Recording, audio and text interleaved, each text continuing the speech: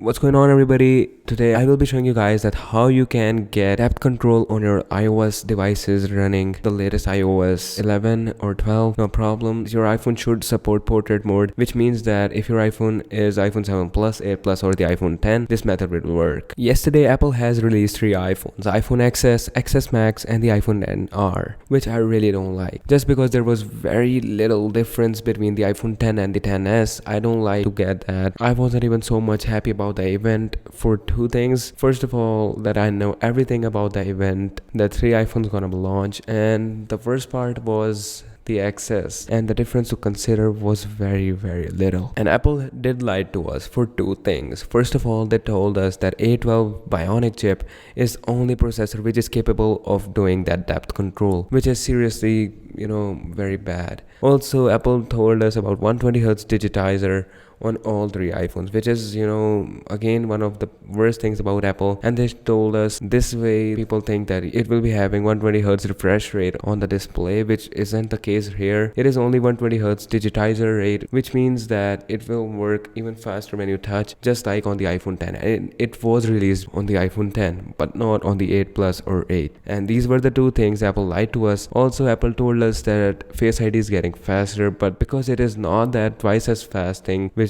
was a difference, or which was in the case of the Touch ID or second gen Touch ID. However, in this case, Apple just told us that it is faster with the new algorithms, but it is not twice as fast, or there are no specific numbers how fast the latest Face ID is. I'm not a big fan of Apple Watch. That's why I'm not even excited for that thing. All I wanted to say is Apple did lie to us for these things.